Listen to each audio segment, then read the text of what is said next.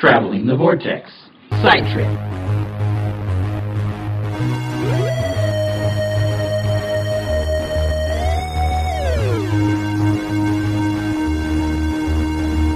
We've joined the Doctor as he travels the Vortex and landed at TOPCON. I'm Keith. I'm Sean. I'm Glenn. And of course, joining this week with us is Eric Collins, and he is Dalek Dad to the Red Dalek. And we'll be chatting with him just a little bit about putting one of these things together. And he'll give us some tips and tricks. So, first of all, I thought maybe we'd go and kind of introduce ourselves and tell a little bit about who we are and how we got started in this. First of all, I'm Glenn, and I'm a longtime Whovian. I actually came to the program in the mid to late 80s when Tom Baker was the fourth Doctor on the PBS. They were airing him in the United States on PBS, and absolutely fell in love with the program and watched it as often as I could as a kid, which between school activities and things like that wasn't always feasible, but early bedtimes and things like that. But as I grew older, I kind of moved away from it, and other things got important, like girls and cars and sports and that kind of thing. So I kind of fell away from it. And then in the mid-1990s, I believe it was, I started rediscovering it. One of those reasons I rediscovered it is because Sean was working at a video store in the mall at the time. And being young and having expendable income and working at a video store where you got a discount. And having not yet discovered girls or cars or sports. He actually had purchased a lot of the old VHS tapes that they were releasing throughout the 1990s. So I was able to borrow from him a lot of the episodes that I hadn't seen, because he had a few of the William Hartnell era that we had. In fact, I think even maybe the Rescue was one of them. I think I did have the Rescue, yeah. Some of the Patrick Troughton, which was super limited at the time, and that's kind of opened up over the years, but we're still missing a lot of those. And some of the Pertwee, which I hadn't seen. And then, of course, I went back and watched all the classics that he had. And then he had a large collection, but it was nothing compared to what's available out there. So...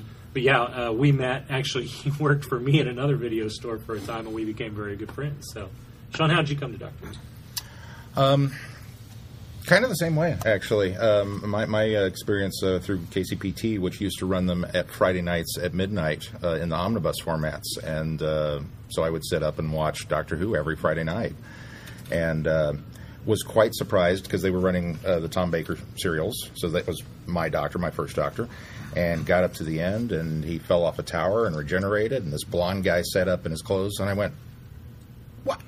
Oh, because I knew nothing. I had no idea this was how the show worked. They didn't have all the episodes available, so then I think they ran like 2 Peter Davison episodes, and then went back and showed the end of John Pertwee's run before starting over with Tom Baker. So that was kind of my first reaction to how this whole thing worked, which was shocking, to say the least. But then through my video store connections, got some of the older and newer tapes after that, and just kind of, I've always loved it, and also drifted away for a little bit, just because the wilderness years, which none of you new fans know anything about, and be thankful that you don't. When it wasn't on TV, I mean, it just kind of, it wasn't there. And then those of us as Americans didn't even experience the way they did in the UK, where Doctor Who was a staple, and then suddenly it was gone from the airwaves. It went on hiatus, and with vague promises that it was coming back, and then was until 1996. It went from 89 to 96 before we saw anything Who on television. Yeah. Growing up, some of you may be able to relate to this, is growing up with it. You didn't grow up with it. It was underground. It was on PB. It was on at midnight. Nobody knew what Doctor Who was. So when he went, "You've got Doctor Who tapes," there was this instant, "Hey, we're best friends for life now, man." That's all there is to it. So it's weird, because going to a convention and sitting in on a Doctor Who podcast, that was unheard of. Having new Doctor Who episodes starting tonight, that was unheard of. Nobody knew what was going on. So we're going to let Keith talk a little bit about how this podcast got started, because that's going to bring him into how he came to Doctor Who. Yeah, I came to Doctor Who through the podcast. They wanted to do a podcast and thought, well, what would be a good hook to it? And I said, well, I'm a huge time travel fan, but I've never watched Who. Maybe one episode, caught on Sci-Fi Channel, end of 9th Doctor run. And so we started with Christmas Carol. It was my very first episode, because it had just aired when we started. And then we went back and rewatched, they rewatched Series 5, and I got hooked. How long was it, Sean, before I started dressing up? 16 weeks. From the start of the podcast to 16 weeks, I was cosplaying as the 11th Doctor. And so then we just slowly introduced me and worked me through nearly all the episodes at this point. There's only a small handful of classic episodes that I haven't seen yet that still exist. We've got through all of the new series, and now I'm pretty much current. And we've branched out exponentially because I don't know if you guys are familiar with like Big Finish Audio, which is a production company, audio production company in the UK that got the license to Doctor Who in the 1990s. We nailed down the late 90s. And what they do is they release Doctor Who. They have a license. They started out with the 5th, 6th, 7th Doctor, then brought on board the 8th Doctor. And if you don't know anything about them, they're fantastic. You can get them online at bigfinish.com. They're available to download. When they first came out, they would release them on CDs, and they would release them in subscription format. So you had to have a subscription in order to get a hold of them. But with the advent of MP3s, now you're able to download them and go and back and pick and choose particular episodes, which wasn't available as well. So we review a lot of Big Finish Audio. We've delved into the novels, some of the novels, especially the novels that, well, more of the new novels I think we've done now, but we have gone back and done some of the novels that we've skirted Target novelizations, which I think Sean and I have read more than Keith have, but those are kind of on the plate as well, because when you're doing the TV story and then you throw the novel in there together, it makes the show kind of massive. So I think we've kind of set those aside for when we revisit episodes later. But we've done a couple of new adventure novels from Seventh Doctor's era that was really kind of the jumping point for expanded universe, with the exception of some of the comics.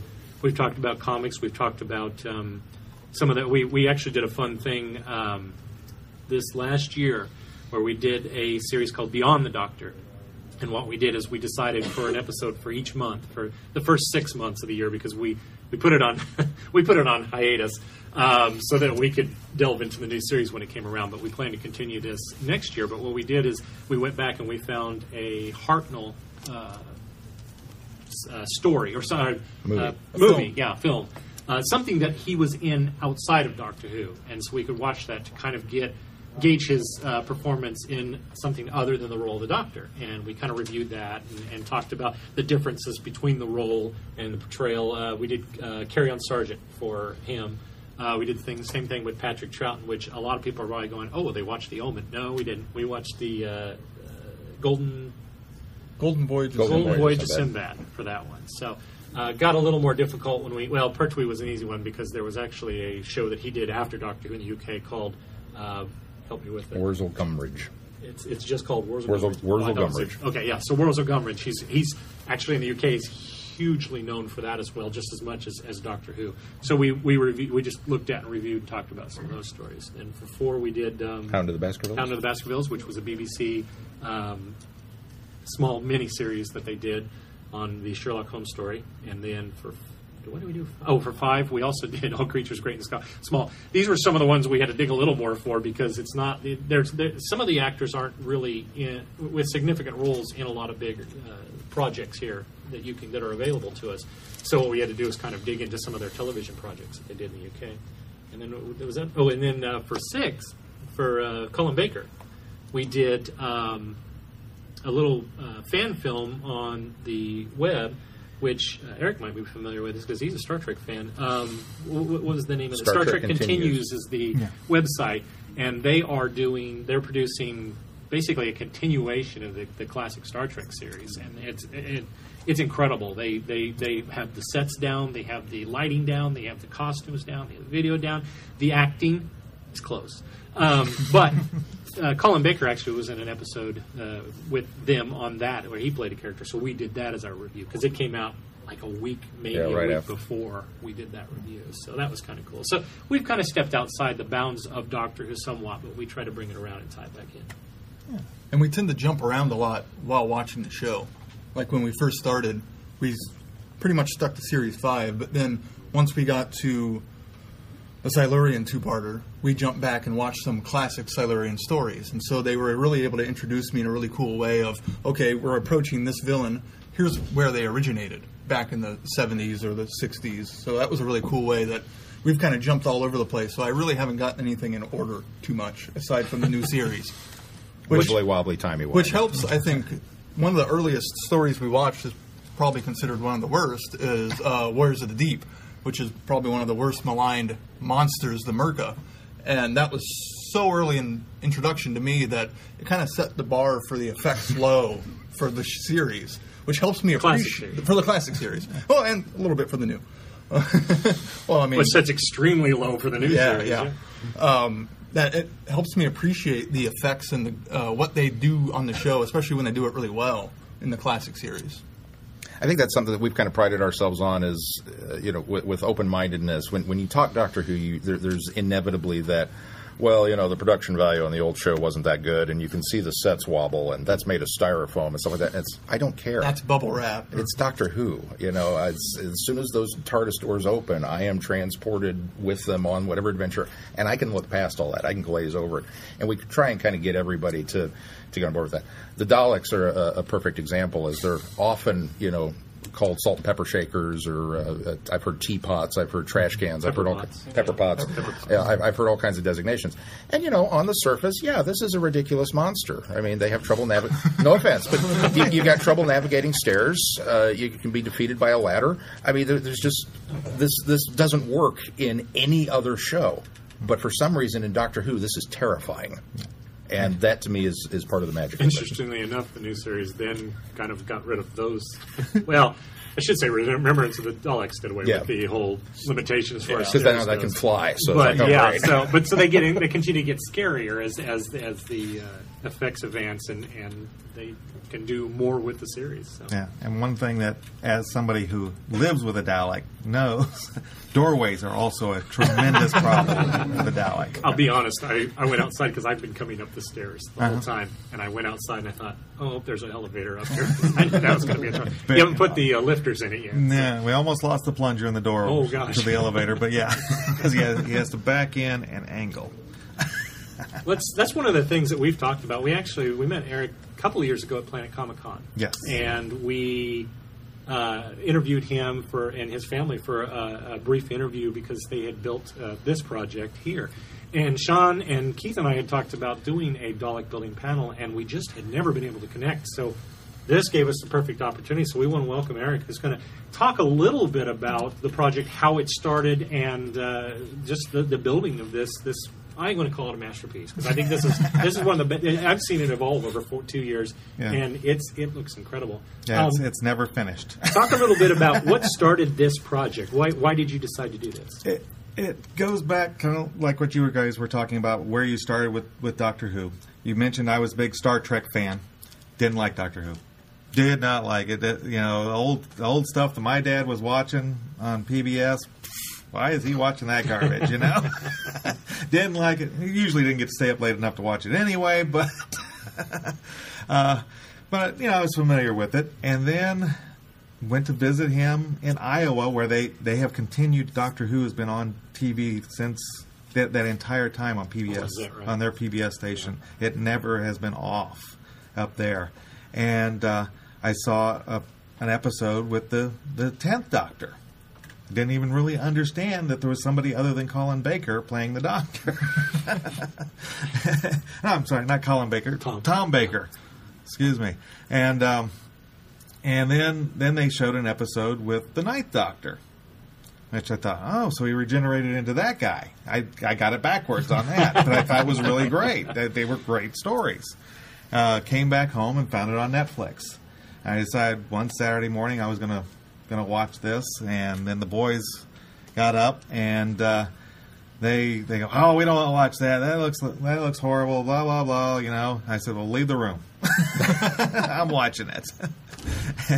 And we got done with the very first episode of the 9th Doctor, or I got done with it, and the boys go, play the next one. I didn't even realize they had come back into the room. And I think we binged 6-7 episodes that day. From then you were hooked. Yeah, we were hooked there. Then it came time for the final costume contest for my younger boy for Cub Scouts. and he wanted to win it this year. He wanted to go big and win it, and we had been messing around on the internet and saw that people were building Daleks. And he said, can we do that?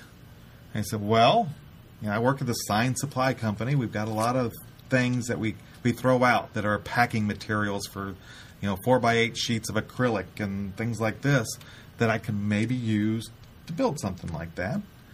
Maybe we can do that. We'll look into it.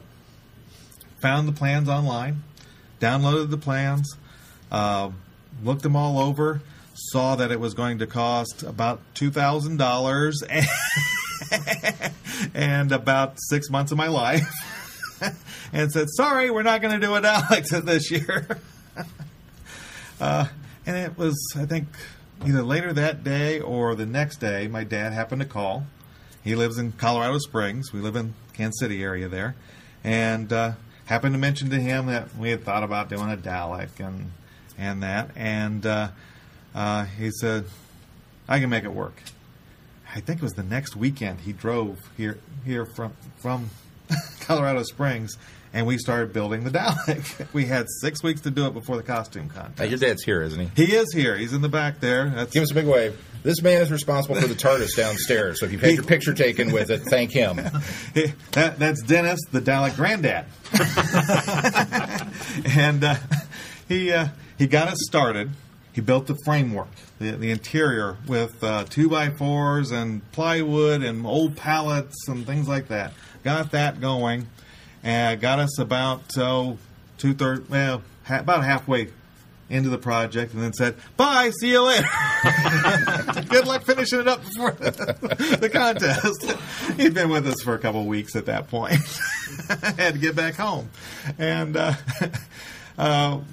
we were very lucky on several things. At that point, it was trying to find things that already existed that looked like parts for a Dalek and make it work for the Dalek.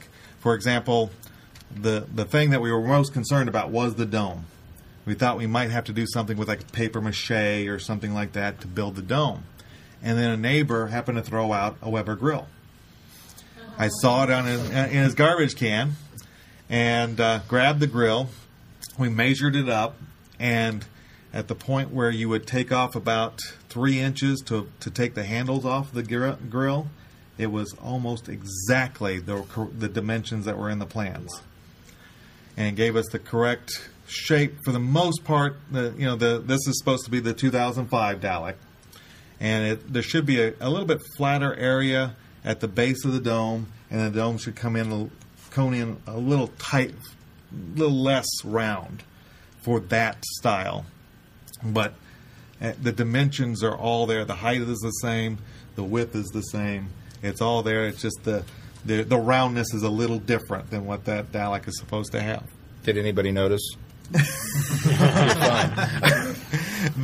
Then the socket for the eye there, the cowl as they call it there, that is the foot of a plastic pallet.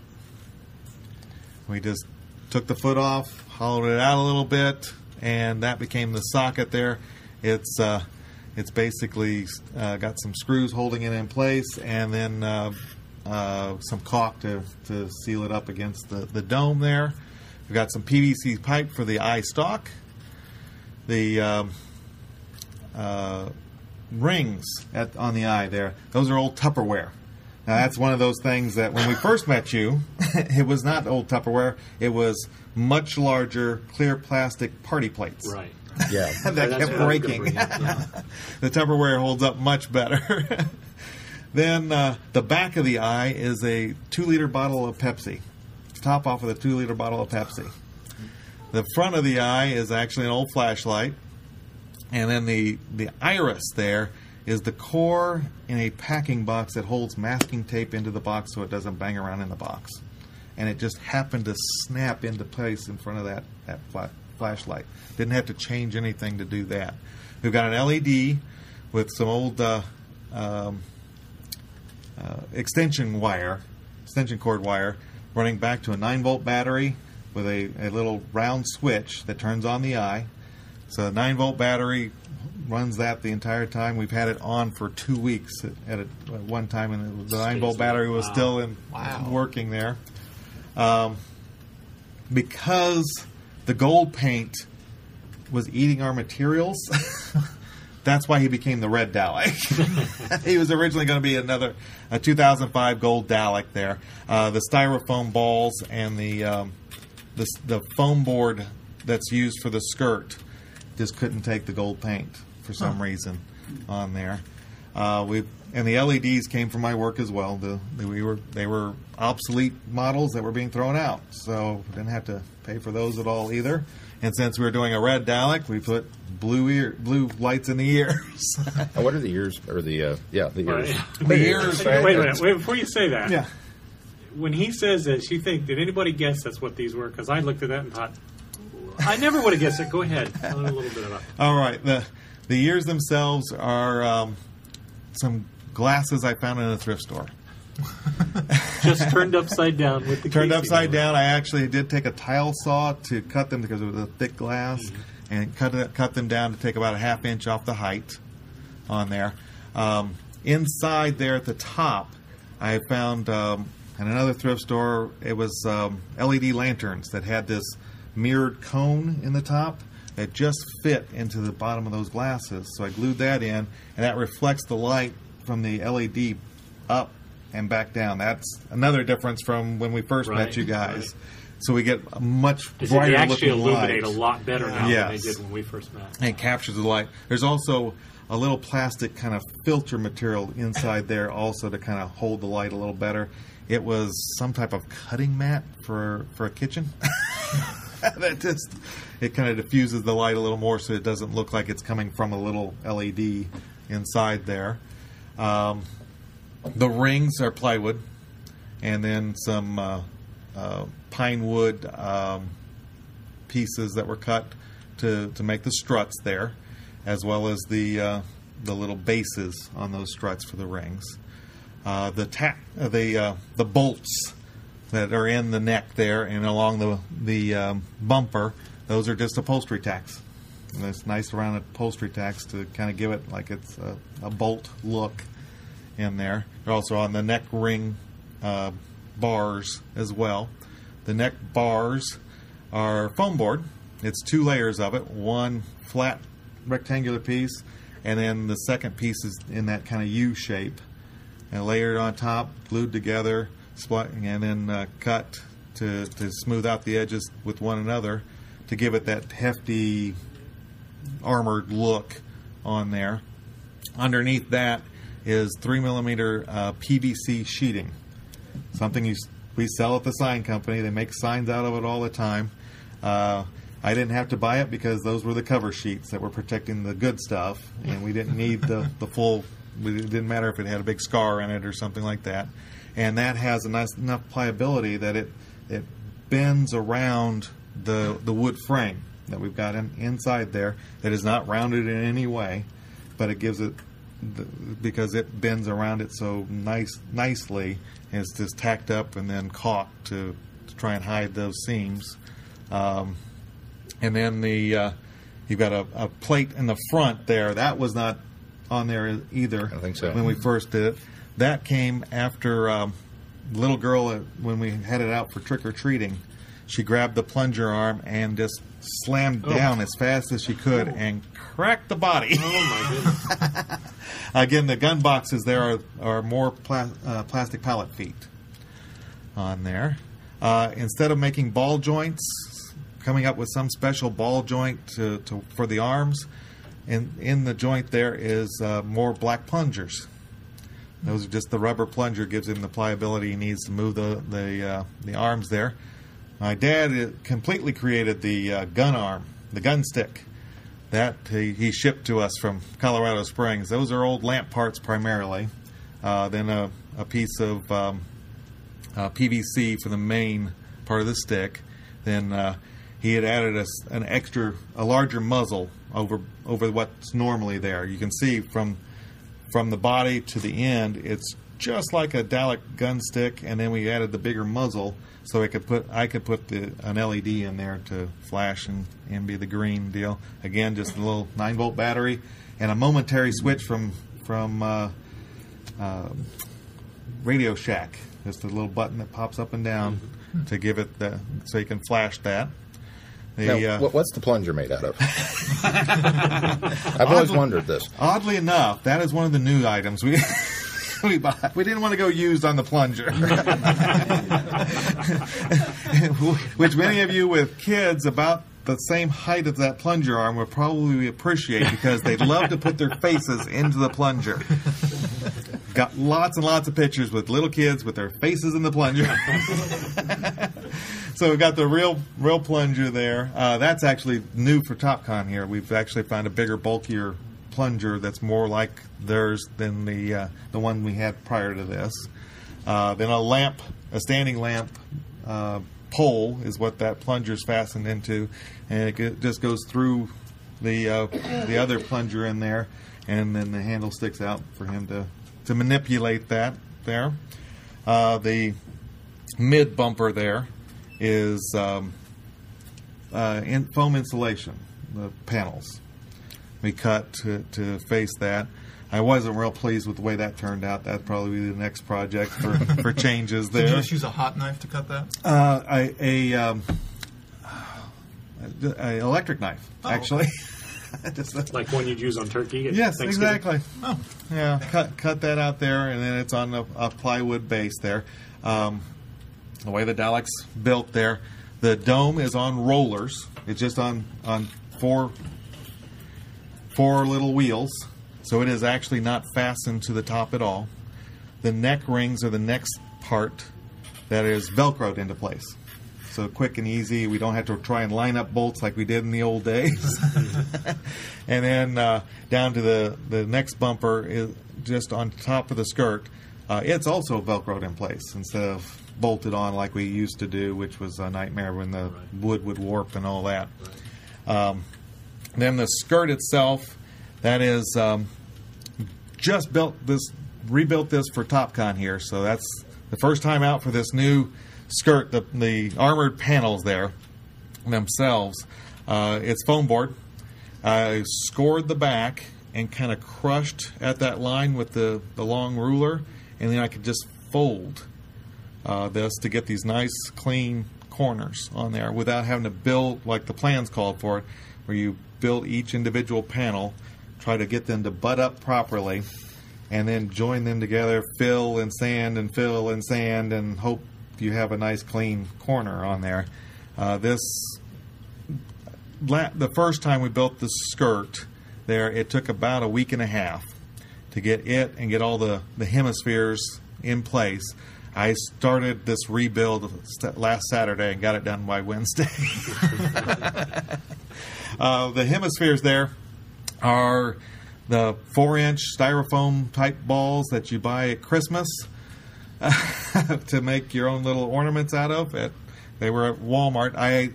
Because it wasn't around Christmas time, I had to get them on eBay on there. That was actually one of the most expensive things I spent on that. I spent almost $50 buying the hemispheres because there are 54 that sounds right. Of the hemispheres on there. And if you go to the hobby stores to buy the hemispheres when they're not the Christmas ornaments, they're a little over $4 a piece. Oh, wow. On there. For the balls, and then you have to split them too. Because they don't sell them. They don't sell them split. Yeah, they make them in two pieces and then they glue them together, but they don't sell them in separate pieces. You have to separate them again.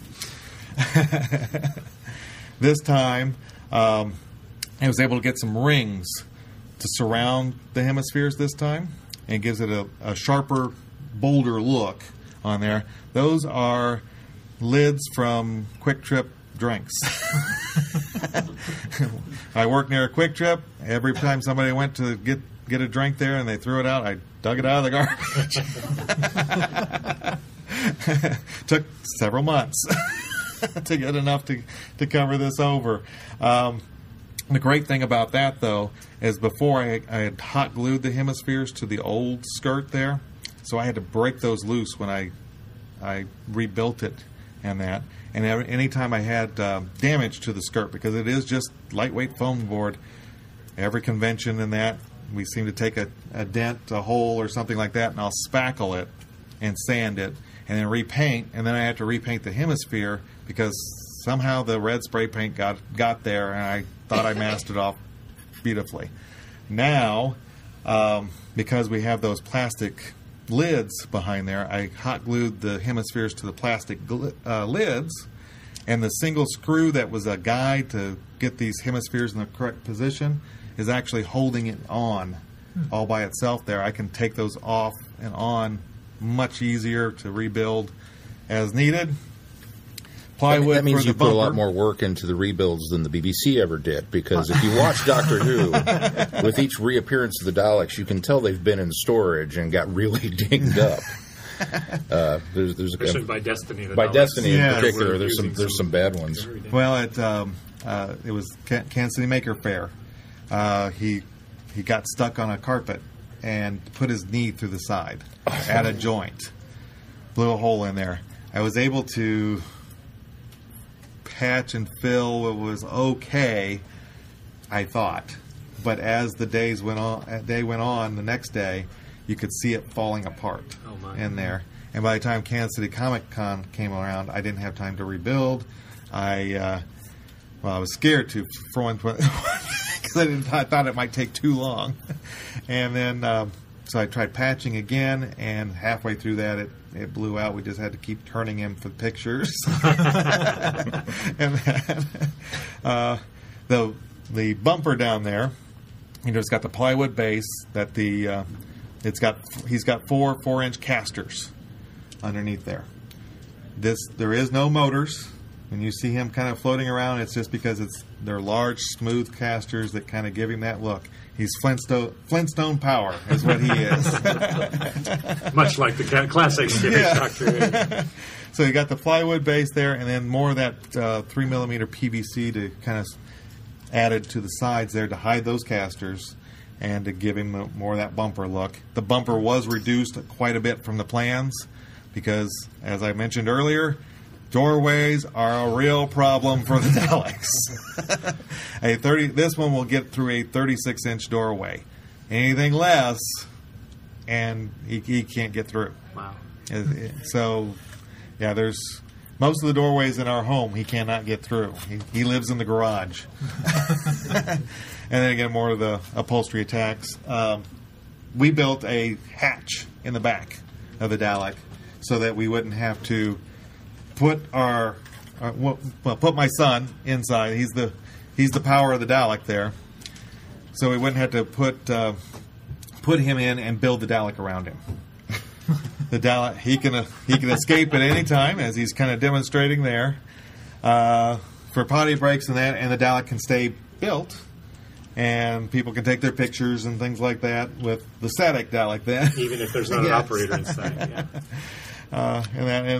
And of course that was originally built for my younger boy, who he wasn't going to stay in it very long at the Cub Scout meeting anyway, and all that. Like I said, we put all this work into it originally for a 1-hour Cub Scout meeting, and then we thought that was going to be it. I assume you got first place.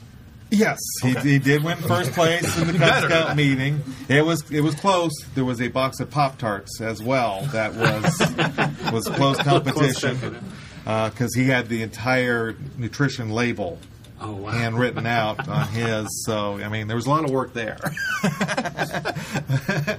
But we've been how much total would you estimate you've spent? You mentioned the $2,000 price tag earlier to do it officially, but for Red Dalek here, what's the price tag? Red Dalek, the original bill for the Cub Scouts, we figured it out, not counting tools that I bought because I just didn't have them for cutting and things like that. It was about $120.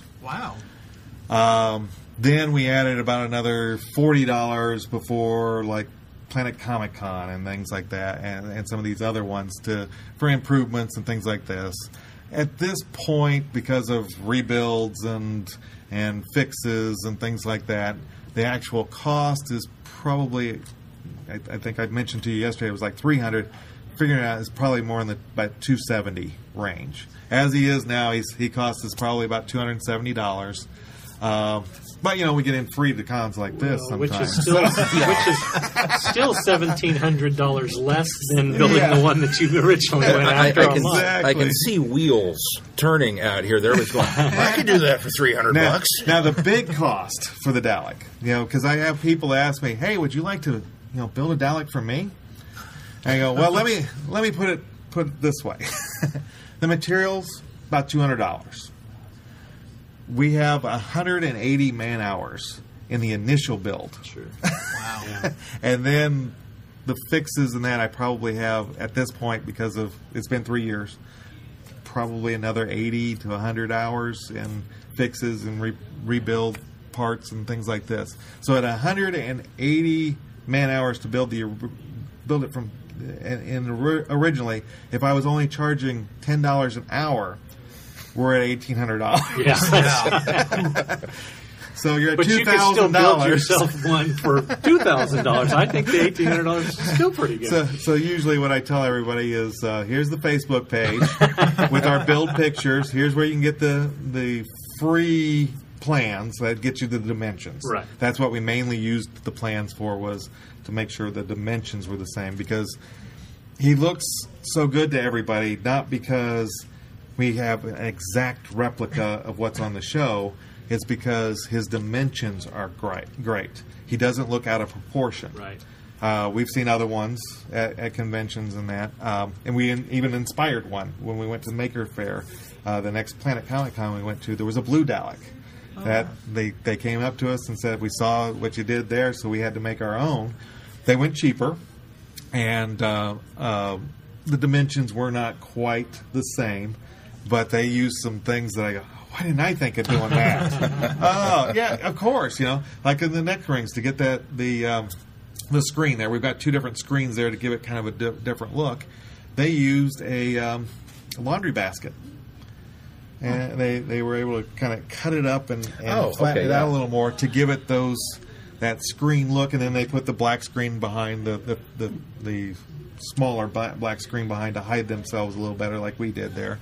When we originally did the Dalek, we didn't have a black curtain behind the back side of it, so he could see completely around at that time. But when you took the photos, you could see his shape in the photos. So the head-on photos, you don't see my son, his shape in there. Some of the flash photography, you're starting to see his arms, because he's just in there working the eye with one arm. We should mention, you want to introduce your son real quick? Oh. He's here working just as hard sitting inside there. Okay, Red Dalek. The real guy behind Red Dalek is Cameron Collins. He's my 16-year-old son. Not the boy that it was built for. Right. Originally, Red Dalek, here's a little trivia question for you. His name was Dalek Alec. That's my son. Alec is his name. He just doesn't like to get in there because his brother's better at doing the voice. He also likes to run around a lot more. So, Red Dalek is actually Dalek Alec, but we went to the convention, like the Planet Comic Con, where we met you guys for the first time. We only went to that Sunday. Yeah. We didn't go for the whole weekend in that. And we couldn't move 10 feet without a dozen people wanting to take pictures with us and things like this. Didn't win the costume contest at all. There was a lot of competition there. On there. The best, though. That's. I've got to ask it. Do you still walk around and go? I mean, because what amazes me is that you can look at something and go, okay, that's perfect for the eyes, or that's perfect for the eye stalk, or that's. Do you still walk around and go, oh, that would even be better, or I could use this here, or do you still walk around daily and see things? I have a collection of items that are the upgrades that will happen once I decide I'm going to tackle that or this. The eye there, for example. I like the eye we've got going on there. A lot of people really, really like that. But it's not the round ball-like eye. I found a Magic 8-Ball in a thrift store. Oh. It's almost the same. Yeah, you exact can size and that. It's got the little window in the front, or on that side. Yeah. So all I have to do is drill a hole in the back, empty it out, put my LED in, and fasten it to that once I'm ready to commit to that. Destroy this eye to get the next one on, for example. And I mentioned, new plunger, going through the hardware store, not looking for Dalek stuff, looking for some other things. And this hardware store was going out of business. Everything was half price and that. And you go, that looks more like a Dalek plunger than what we've got. It's $2. I'm taking that home. Do you have any advice for... Well, Keith, I think you had a question. I don't remember what it was now. Sorry. So. Well, do you have any advice for anybody that's wanting to start on something like this? You obviously have some information on your Facebook page about the process you guys went through. Right. And there's a huge Dalek building community out there online. Do you have any advice for people starting out? The Dalek community that I've seen online is mostly in the UK, and they want you to pay to get the information. So it's not great there. But it is definitely not one of those things you want to do on your own. You can find plans online that are free. The one we found was for the 2005 Dalek, as well as the Peter Cushing's movies, Daleks. You could get those in PDF. We downloaded it, printed them off, so we had something to work with in the shop and all that without worrying about a computer being in the shop. Kind of deal. And there are plenty of other people that have done stuff like this. Maybe if it's not the Dalek, but those R2 builders. Yeah, you can't shut them up if they've got an idea for you about building something for the Dalek or whatever. They will make sure that they know. Yeah. As well. Yeah. Now those guys, they're spending $10,000 building R2 units. So they have expensive ideas a lot of times. Cameron, I got to ask now. You're 16. How comfortable is the inside of that? Because obviously, I look at this and go, I'm going to start on this tonight. I know I'm not, but I look at this and I'm inspired to do it. I'm 6'4", 250. We'll fudge that. I'm not going to fit in there, right? No, you will not fit in this one. How comfortable is it for you? Do you have a stool or something to rest against, or are you just standing upright are you hunched over? I have a 2x4 to sit on. That's got padding. It has slight padding. Okay, about a half inch. Down the more you Yeah, I don't have to sit on it, so what do I care? Actually, it's quite comfortable. I enjoy it in here. You have a seat for Comic-Con. Everyone needs a Comic-Con seat. Mobile. And it's amazing how people will let the Dalek go to the front of the line. He doesn't even have to threaten them or anything. You must think I'm in a wheelchair in here. Now, I have been in it, and I can operate it inside there. I'm How uncomfortable is it for roughly you? 6 feet, 220 pounds. And the biggest problem is not, the bellies or the legs. Shoulders. It's the shoulders. You have to have your shoulders below those neck rings. It's just not wide enough to go above the neck rings. So that means you have to be down below that, which where we have the seat positioned will keep you in that position there. It's about the same as these chairs. So imagine sitting in this chair and trying to pull yourself along in your feet like that, just working your knees You like forgot that. to get the arm up in the air all day. And then, with me, he doesn't have to do it because he's thinner, but because I am heavier than that, I have to cross my arms. One to go up to work the eye, and that's got to be up there all day, and the button's on set up for the right hand for the ears. Yeah, when he talks, you'll see his ears flashing. He is I talk expertly. a lot, so they flash a lot. He is expert at flashing the ears in time with what he's saying. I am not. His brother is not. But that is not. There's nothing. There's no speaker or anything like that in there that makes the ears flash when he speaks. He's got to press a button to get those ears to flash when they do. So you've got your arm up like this all day, making sure your shoulders are down underneath that ring, and then you've got the other arm to work both of the arms, so the plunger or the gun. So you won't see him doing a lot of ambidextrous items there unless he's looking down at the floor. Well, I can kind of get both of them, one with my elbow and one with my hand. Yes. Yeah, because he's got that. But I have to cross myself in there.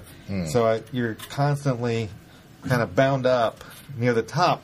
Again, the bottom, there's plenty of room because of the way the skirt's designed. You've got room to get in there. I can climb in through the hatch, get in, turn around, set the seat up, turn back around, and get into the seat. But it's actually climbing into the seat and making sure the shoulders stay below that neckline that is the toughest part in there.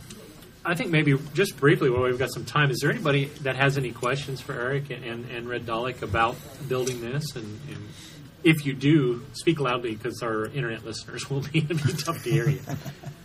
Any questions? My grandson, was he not Great. Well, I don't know Dalek if Dad I one. can get it up. Let's see. I think I can. Oh, there you go. Give Cameron a hand. Cram his shoulders into the neck ring. Glenn, we're just going to have to build Skittle Daleks. That's all there is to it. It's got to have a bigger Gotta be one. larger for us. Yeah, but nobody likes those. No, they don't. I only like them because I thought I might fit better. Well, thank you very much, guys, Yeah, for yeah. coming on the panel with us today because it's been very interesting and it's an incredible piece. And you guys, it's obvious you've put a lot of work into it. And it's been a family project too, which I Yes. think is very impressive. You've had a lot of support from the boys who, as far as building and operating, Yeah. your dad, your wife. Gets a little bit involved. In fact, she was there when I interviewed you Right. guys and said very little, but I think this is kind of not her thing. No. But she's very supportive. No, yeah, Dalek Mom is a very rare photo if you see her at a convention or something like that. But yeah, and then like you mentioned, the TARDIS that's downstairs for this. My father's now retired in that and enjoyed getting the Dalek going so well that he said, "Is there anything else you guys want me to build?" I said, well, when we go to these conventions, sometimes there's a guy who has a TARDIS set up, but he won't let you get inside. That you can never get inside the TARDIS for the photos. I said, I'd like a TARDIS that you can get inside. Open the door, people can step inside and do that. I said, but the only problem is I need a TARDIS that you can put in the back of my Jeep Grand Cherokee. I don't want to be like that guy I saw that you couldn't get inside his TARDIS, but he had to rent a U-Haul to move his TARDIS each time. It's because his was one solid unit, right? Well, I guess it broke down by wall, Okay. but it was You still roughly need- 4 by 8 Right. foot walls that he had to try to move each time. This one, when it's broken down, I believe it's the largest piece is 28 inches wide by 46, 48, somewhere in there. And that it's about 16 pieces once it's all taken apart. It takes about an hour to assemble if it hasn't warped too badly in the garage while we were in between cons. And you don't have to build it twice like we did here. They put us in a room where that was too short the first time. Worked out great. We've got a beautiful spot now. We've got a lot of great photos from this balcony here. Even you can get top shots. We've never gotten It's top a shots great before. location. Top shots at TOPCON. Well, thank you again for joining us. And speaking of Daleks, featuring heavily in the new series, we've got just a few more minutes before we have to turn this room loose for the next panel. But we do want to talk a little bit quickly about Series 9. And what's your expectations for Series 9, Sean? It will be awesome. Are you kidding? I've been waiting for a year for more Doctor Who. It's I don't care what happens tonight. Just bring it on. And it looks like the Daleks will be returning this series. So I'm excited because I'm a huge Dalek Glenn's a fan. huge Dalek guy. Huge Dalek fan. All hail the Daleks! So, what do you think, Keith? Are you? I'm really excited because it looks like there's a lot of two-parters. And while we've had some two-parters in recent years, I think it'll be a kind of nice return to form with cliffhangers almost every week. Almost going back to the classic era style of storytelling. I'm really excited about that aspect of it. And I'm just looking forward to seeing what they're doing. I look forward to seeing, now that Capaldi's kind of found his feet as his Doctor, what they're going to do with him next. Because last season was very much, who am I? Am I a good man? What kind of a man am I? And now he's figured that out. So now we get to see him be that man, which is really exciting. Eric, how about you? That does now that he's gotten past the kind of origin of this latest Doctor kind of deal, it would be nice to see him actually just be the Doctor rather than trying to figure out what he is and who he is and things like this. And then, of course, you've got the Daleks in there. They're bringing back the Supreme Dalek that kind of looks like Red Dalek now. I noticed that in the preview. They seem to have gotten away from the Skittle Daleks altogether. Yeah. There's even some of the older ones in there, too. Yeah. With the blue bumps and everything. Yeah, but they're not going. They seem to have forgotten that they have those paradigm Daleks at all anymore. So, kind of like that too. Well, that being said, we are going to be presenting tonight, just introducing tonight, the Series 9 premiere of Doctor Who tonight. Fortunately, we all get to see it together, everybody that can be here. And that's in the downstairs ballroom. The downstairs ballroom at 9 p.m. Is that Madison downstairs, or is that Grand? No, Downstairs. Downstairs. Not the Grand. Downstairs. Grand is the exhibitor. So 9 o'clock tonight. It starts at 9 o'clock. So be sure you're there to be able to get a seat early, and hopefully we'll see everybody there. And where else can you watch a Doctor Who episode with a Dalek? With a Dalek. Yeah, really. I mean, real briefly, Eric also has the Geek Museum. Is that what we're calling it? Yes, that's what they decided to call it. Yeah. If you haven't seen it yet, make sure you go down and visit that. It's very impressive. He's got a lot of actual screen-used props from Star Trek and various other movies and things. Mostly heavy on the Star Trek stuff, because that's my thing. But And we've got Galaxy Quest, Stargate, Aliens, Alien Nation, Daddy Daycare, and Ned's Declassified School Survival Guide. You get to see Cookie's glasses, which were basically Google Glass about 15 years before Google Glass was invented. So definitely go down and check it out. I encourage you, maybe they don't want to hear from you, but I encourage you, if you have questions about either of these projects, make sure you try and catch them out there. Go have your photos taken with the TARDIS. You can like Red Dalek on Facebook, too. Yes. Be sure to look him up. They've got a great page, and then, like I say, they post their convention visits and things like that, and what's coming next and what they've done. We just do this for fun. We're not making any money off it. If you want to give us money, give us money. It's just... It was like I said, a 1 hour thing that turned into a hobby all by itself here. So, of course, you can follow us as well on Facebook. We're Traveling the Vortex again. You can go to www.travelingvortex.com, and then it has all the links to all the social media and everything where you can follow us. But you can follow us on Twitter. That's at Travel Vortex. It's odd because it wouldn't let us have the full name because there's only so many characters you can have in it. Or there used What's to be. up with that Twitter? It used to be only so many characters you could have in a name. And then each one of us actually go by, I'm Vortex Glenn, he's Vortex Sean, he's Vortex Keith. So you can follow us on Twitter as well. Be sure to visit the website. Is there anything else before we wrap this up? I don't think so. Thanks for coming to TOPCON. Yeah. Thanks for coming to our panel. If that's going to do it for this week, until next week, I'm Glenn. I'm Sean. I'm Keith. and I'm Eric. Good night, everybody. Be seeing ya.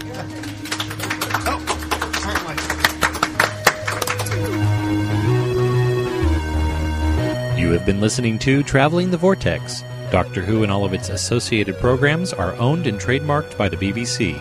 No infringement is intended or implied.